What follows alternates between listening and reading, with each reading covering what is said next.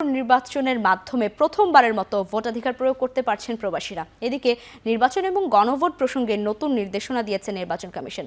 নিবন্ধিত সংখ্যায় দ্বিতীয় স্থানে রয়েছে মালয়েশিয়া প্রবাসীরা, আর সেখান থেকে যুক্ত হচ্ছেন শাহরিয়ার তারেক। প্রথমবারের মতো পোস্টাল ব্যালটে ভোট দেবেন সকল প্রবাসী ভোটাররা। উৎসাহ উদ্দীপনা কেমন দেখছেন মালয়েশিয়া প্রবাসীদের কাছে, এবং সবার কাছে ব্যালট পেপার পৌঁছেছে কিনা এর মধ্যে?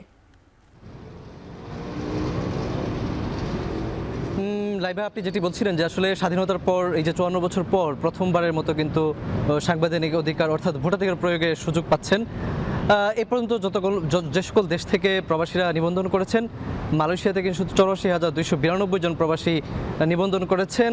এটি আসলে সংখ্যার হিসেবে দ্বিতীয় স্থানে আছে মালয়েশিয়া প্রবাসীরা। এখানে পোস্টাল ব্যালট নিয়ে যে সমস্যাগুলো আমরা প্রবাসীদের কাছ থেকে শুনেছি বা নির্বাচন কমিশন থেকে এর মধ্যে তথ্য দেওয়া হয়েছে যে ইতালি এবং মালয়েশিয়া থেকে বেশ কিছু কয়েক হাজার ব্যালট বাংলাদেশে ফেরত গিয়েছে। যেটি জানা গেছে যে মূলত এখানকার যে স্থানীয় যে কুরিয়ার সার্ভিসটি আছে, তারা মূলত কোনো ক্ষেত্রে দেখা গেছে যে প্রবাসী আছেন তারপর ঠিকানায় যে কল দেয়নি অথবা কল দেওয়ার সময় প্রবাসী সেটি রিসিভ করতে পারেননি, এবং ঠিকানা জটিলতা, এরকম বেশ কিছু বিষয় আসলে এখানে হয়েছে, যার ফলে এই ব্যালটগুলো ফেরত গেছে। অসচেতনতাবশত এই কাজগুলো হয়েছে। আসলে মূলত এই যে বিশাল সংখ্যক একটি প্রবাসীদের, যে যদিও মালয়েশিয়াতে প্রায় আমরা ধরি যে 12 থেকে 13 লাখ প্রবাসী অবস্থান করেন, সেখানে খুবই সামান্য প্রবাসীরা নিবন্ধন প্রক্রিয়ায় অংশগ্রহণ করেছেন। শেষ পর্যন্ত আসলে কতজন প্রবাসী ভোটাধিকার প্রয়োগ করতে পারবেন এটি একটি বিষয়।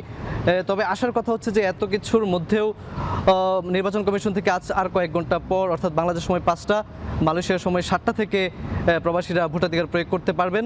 এটি শুরু হচ্ছে। এবং একই সঙ্গে নির্বাচন কমিশনের পক্ষ থেকে কিন্তু একটা নির্দেশনা দেওয়া হয়েছে যে 25 জানুয়ারির মধ্যে কিন্তু প্রবাসীরা তাদের ভোটাধিকার প্রয়োগের যে হলুদ খামটি আছে সেখানে ভোটাধিকার প্রয়োগ করে তাদের নিকটস্থ যে কুরিয়ার সার্ভিসের যে কাউন্টার আছে সেখানে দিতে হবে।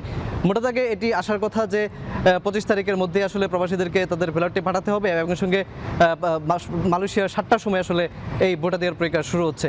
তো লাইভা, এই ছিল আসলে মালয়েশিয়া থেকে যুক্ত ছিলেন শাহরিয়ার তারেক।